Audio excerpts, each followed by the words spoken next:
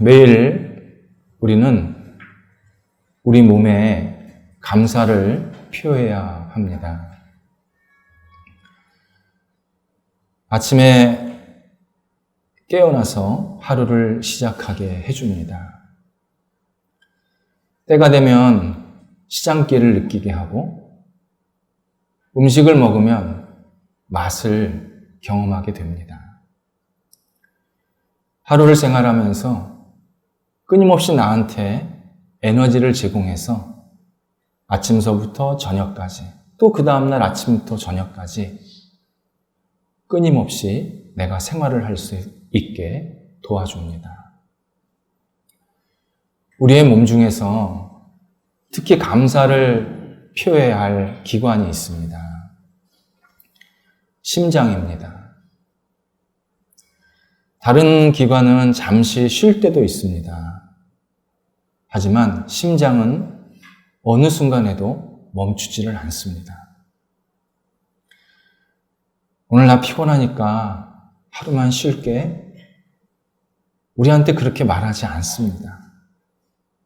우리 온몸이 다 피곤해도 심장은 묵묵히, 겸손하게 나를 살리도록 평생도록 섬겨줍니다. 그리스도인으로 산다는 것은 하나님 앞에서 심장과 같은 존재로 산다는 의미입니다. 심장이 빨리 뛸 때도 있고 또 느리게 뛸 때도 있지만 마찬가지로 우리의 신앙이 사람에 따라서 좀 빨리 가기도 하고 늦게 갈 때도 있지만 그리스도인은 평생 한결같은 마음으로 하나님을 섬기고 하나님의 뜻을 이루는 사람들입니다. 한순간에 에너지를 다 쏟아붓는 단거리 경주자가 아니라 일평생 같은 속도로 오직 하나님 한 분, 그리고 하나님의 뜻을 이 땅에서 실현하는데 매진하는 마라톤 경주자가 바로 그리스도인들입니다. 그리스도인들이 하나님을 섬기고 하나님의 뜻을 이루는데 충성을 다하는 이유는 분명합니다. 하나님만이 온 인류를 구원하시는 구원자이시고 하나님의 뜻만이 모든 사람을 윤택하게 하고 복되게 하는 최고의 가치이기 때문입니다. 지난주에 미국에서 대통령 선거가 있었습니다만 지금도 미국 사람들이 영원한 우리 대통령이지 마음속으로 존경하고 사랑하는 인물이 바로 에이브라함 링컨입니다.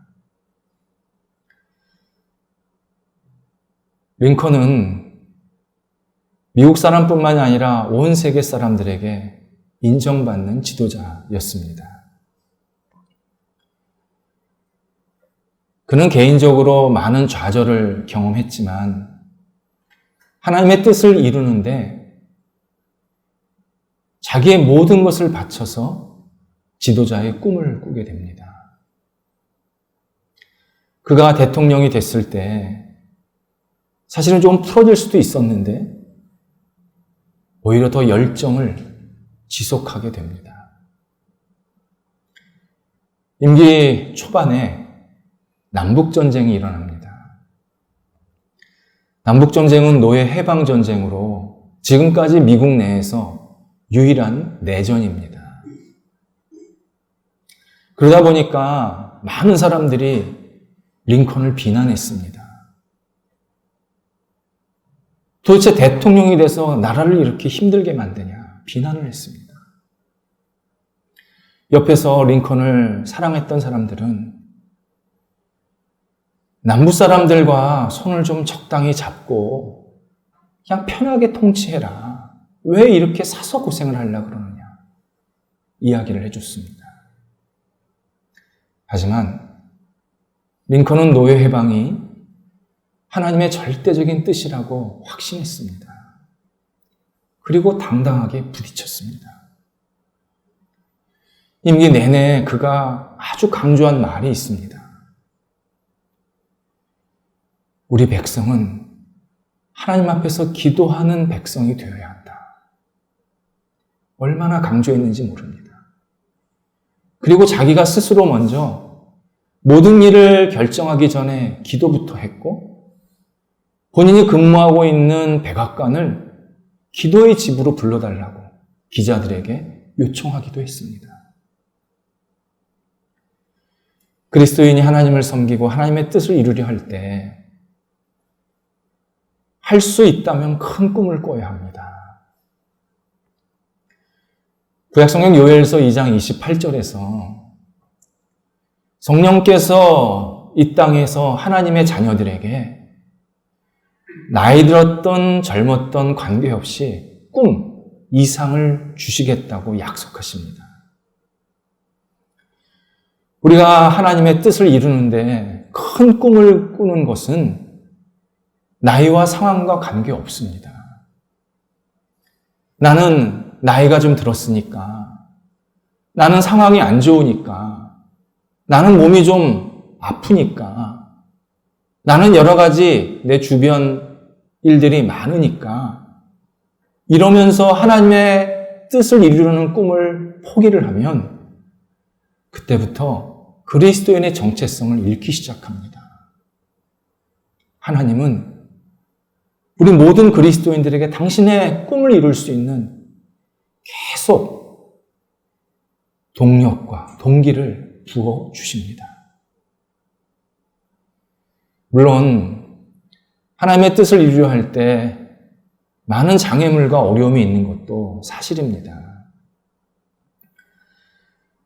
제가 병원에 신방을 가면 신방받는 성도분이 목사님, 제가 병원에 있을 때 복음을 전해서 이분이 예수님을 믿게 됐습니다 하면서 옆 사람을 소개해 줄 때가 있습니다. 얼마나 감격하고 감사한 시간인지 모릅니다. 객관적으로 볼 때 사람이 병원에 입원했다는 것은 불행하고 어려운 시간입니다. 대부분 그 사람들을 다 치근하게 여기려고 합니다. 하지만 그리스도인은 그런 상황 속에서도 하나님의 뜻을 이룰 수 있다는 가능성을 계속 봅니다. 하나님께서 나를 이곳에 보내셨는데 이곳에서 내가 어떻게 하나님의 뜻을 이룰 수 있을까? 그 꿈을 포기하지 않습니다. 그러면 하나님께서 계속 길을 보여주십니다. 그래서 다른 사람들이 알지 못하는 삶의 기쁨을 어느 상황 속에서도 누리게 만들어주십니다.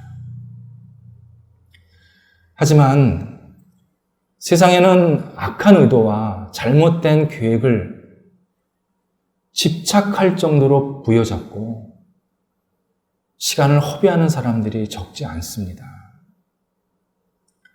오늘 본문에 그런 사람들이 등장합니다. 바울을 죽이려는 유대 지도자들이었습니다. 바울이 2년 넘게 감옥에 갇혀 있을 때 이스라엘 시리아 지역을 통치하는 지도자가 바뀌게 됩니다.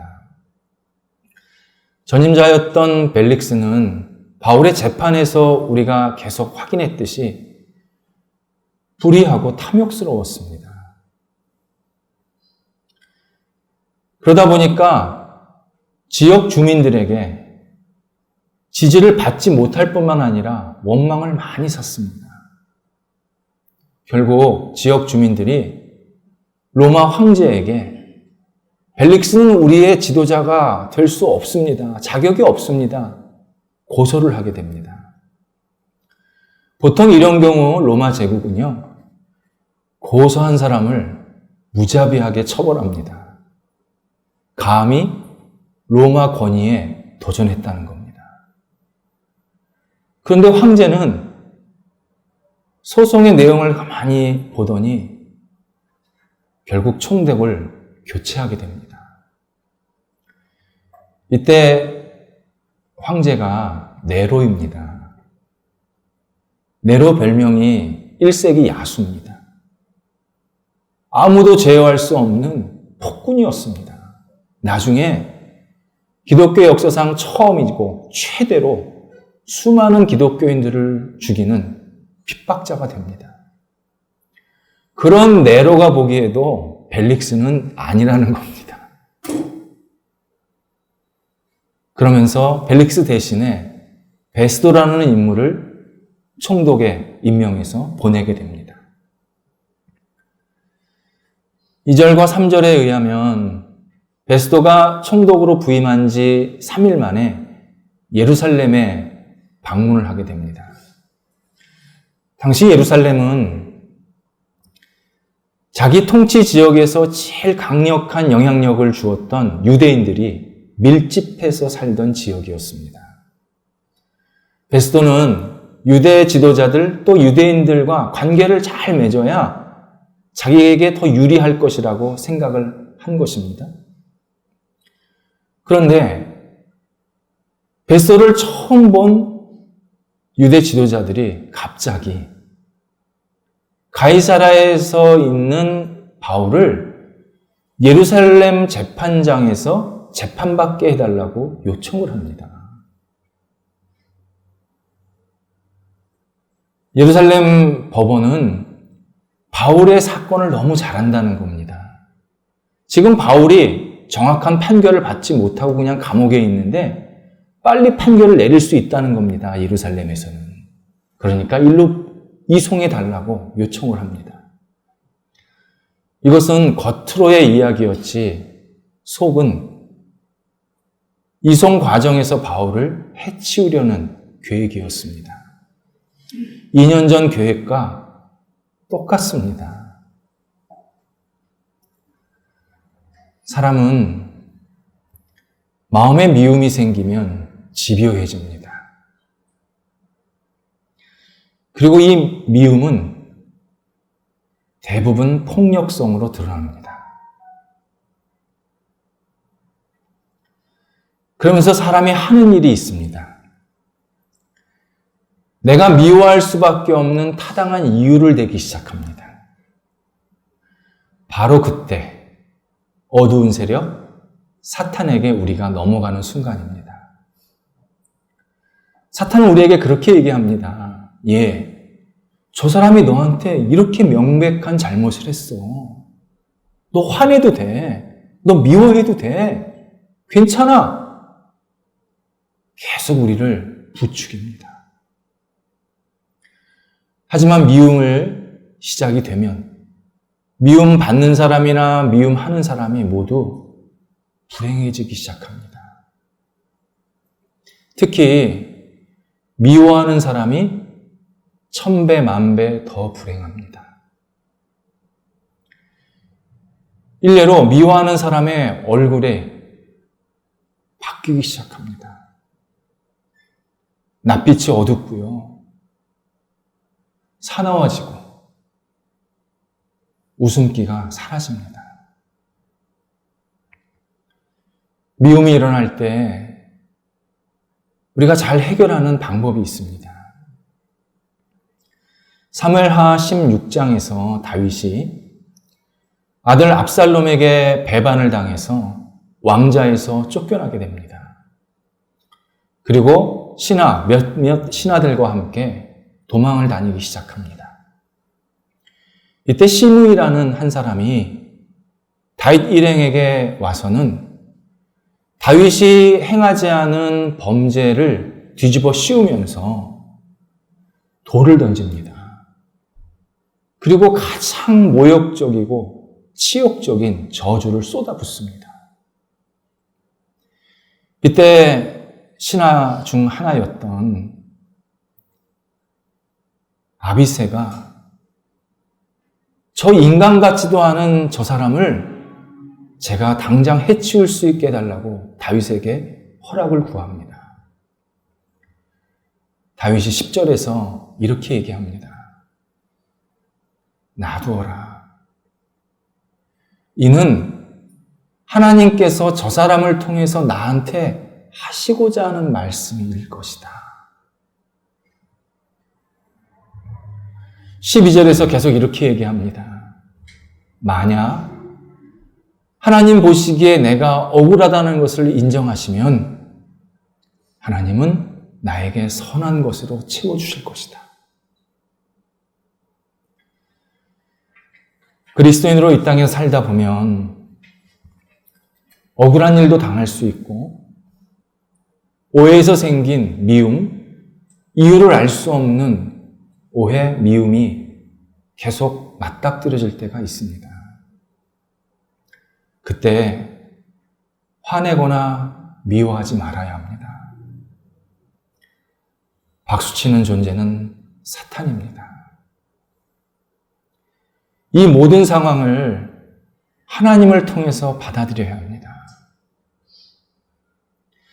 이 상황에서 하나님께서 나한테 말씀하시는 것이 있겠구나.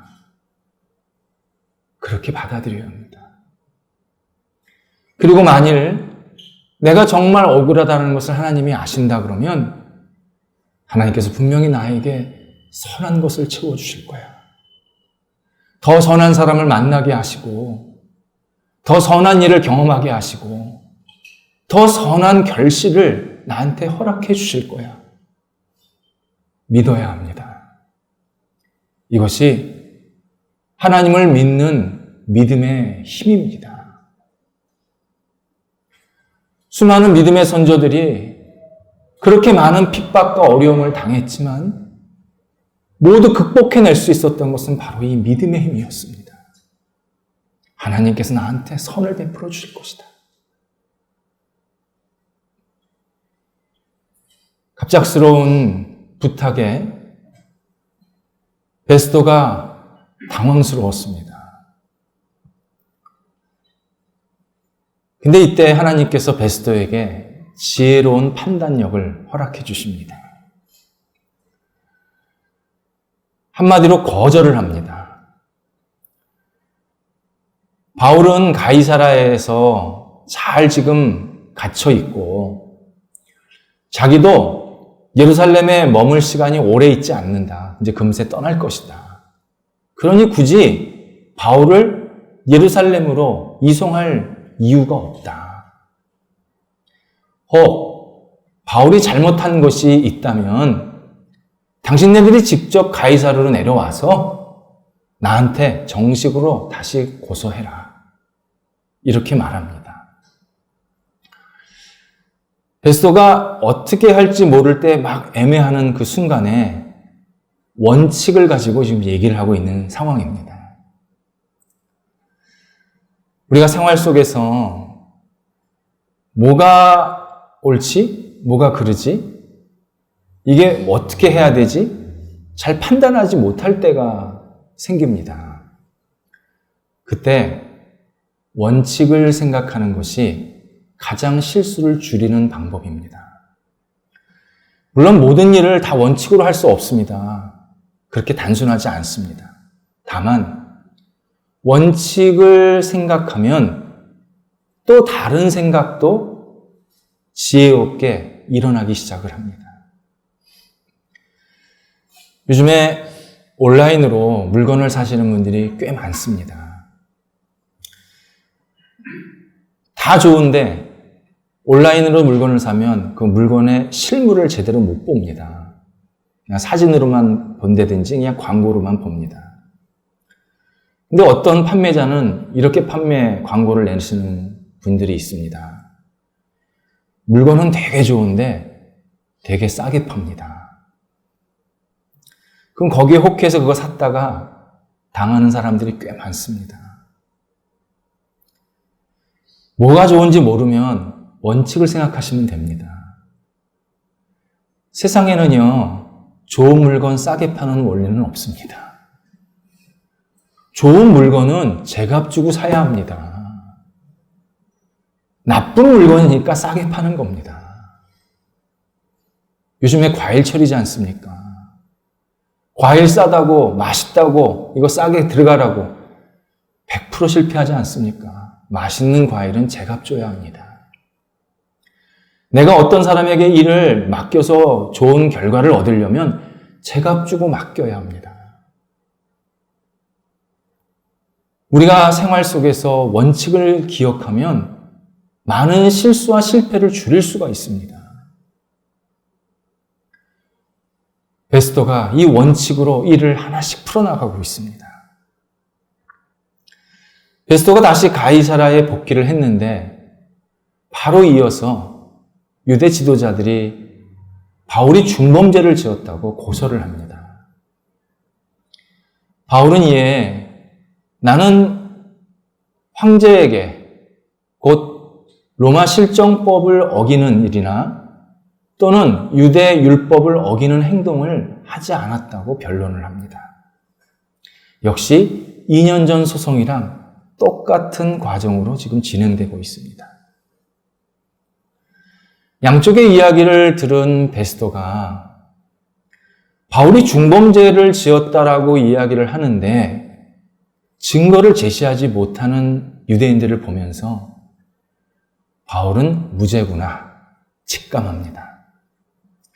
그런데 바울을 쉽게 풀어줄 수가 없었습니다. 이제 총독의 임기가 막 시작이 됐는데 이 일 때문에 유대인들 또 유대 지도자들과의 관계가 어그러지면 통치 기간 내내 골치 아프다는 걸 잘 알았다는 겁니다. 그래서 베스도가 다른 아이디어를 냅니다. 일전에 유대 지도자들이 바울을 가이사라로 좀 옮겨달라, 예루살렘으로 옮겨달라 그렇게 부탁을 한 것을 기억하고 바울에게 묻습니다. 바울아, 당신이 예루살렘에 가서 재판을 받을 용의가 있냐? 내가 가서 재판할게. 이때 하나님께서 바울에게 지혜로운 판단력을 주십니다. 바울이 예루살렘으로 간다는 것을 더 큰 어려움, 더 큰 위험에 처한다는 사실을 깊이 먼저 알았습니다. 그래서 바울은 예루살렘보다는 차라리 험난하고 힘들지만 로마가 낫겠다 하면서 로마로 가야겠다라는 마음에 결심을 하게 됩니다. 그리고 뭐라 그러냐면 나는 가이사에게 곧 로마 황제에게 재판을 받겠습니다. 상소합니다. 당당하게 이야기합니다. 로마 시민권자들은 조건이 맞는다면 누구나 로마 황제에게 마지막 판결을 받을 수가 있었습니다. 바울은 1심 예루살렘에 그리고 2심 가이사라에서 명백한 판결을 받지 못했습니다. 그러니 나는 마지막 제국의 최고의 재판장인 황제가 판단하는 그 법원에서 마지막 판결을 받고 싶습니다. 이렇게 요청을 한 것입니다. 12절에서 베스도가 옆에 있는 사람들과 같이 참여한 재판관들과 상의를 한 후 바울을 로마로 가는 것을 허락을 해줍니다. 바로 이 부분이 하나님께서 복음을 여시기 위해서 새로운 문을 활짝 여시는 인류 역사의 최고의 장면입니다. 베스도는 바울의 상소를 거부할 수 있었습니다. 바울 판결 아직 내리지 않았습니다. 판결 내리지 않은 상태에서 로마로 보낼 이유가 없습니다. 판결에 불복하면 가는 거고 불복 안 하면 안 가는 거고.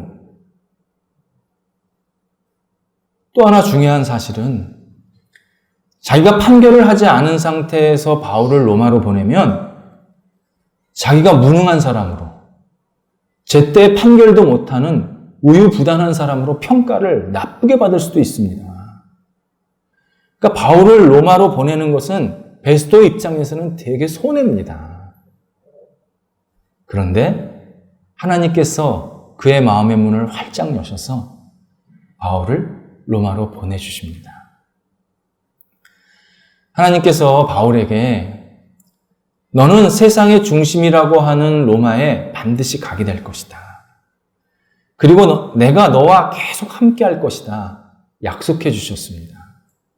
그 약속을 이렇게 지금 이루고 계십니다. 예루살렘에서 갑자기 잡혀서 감옥에 갇혔을 때 천부장이라는 사람의 도움을 받아서 보호를 받게 되고, 이후에 조카를 만나게 돼서 유대인들의 나쁜 계략을 알게 되었고, 다시 불의하지만 벨릭스라는 총독을 만나서 어쨌든 보호를 받았고, 그리고 마지막에 베스토 총독에게 허락을 받아서 로마로 갈 수 있는 문이 열린 것입니다. 이때 중요한 사실이 있습니다. 바울은 본인의 원래 계획은 로마 시민권자로서 자유인으로 당당하게 로마에 입성하고 싶었습니다. 그리고 자유롭게 마음 놓고 복음을 전하고 싶었습니다. 그런데 하나님은 바울을 미결수로 보내십니다. 그리고 복음을 전하는데 전혀 다른 방법으로 복음을 전하게 만드십니다. 앞으로.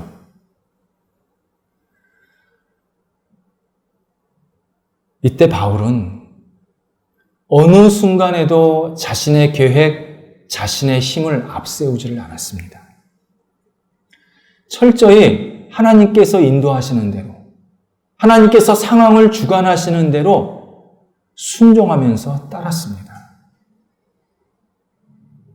바로 이 부분입니다. 우리가 생활 속에서 계획을 세우고 어떤 일을 하려고 하는 그러한 의지, 열정이 있습니다.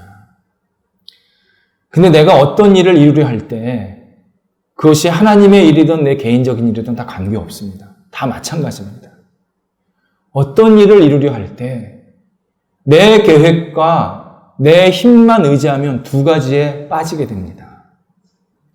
하나는 내가 잘했지, 내가 열심히 했지, 자만에 빠집니다. 다른 하나는 야, 너무 힘들다, 너무 지친다, 그만하자, 자포자기에 빠집니다. 가정생활도 그렇고요, 직장생활도 그렇고 내 개인적인 생활도 마찬가지입니다. 가정에서 아침서부터 저녁까지 일할 때 내 힘으로, 내 계획대로 뭔가를 하려고 그러면 가정은 완전히 늪이 됩니다. 직장에서나 개인적인 일을 할 때도 내 힘으로, 내 계획대로만 모든 것을 하려고 그러면 하면 할수록 소진이 됩니다. 그리스도인은요, 모든 일을 하나님의 은혜로 하는 사람들입니다.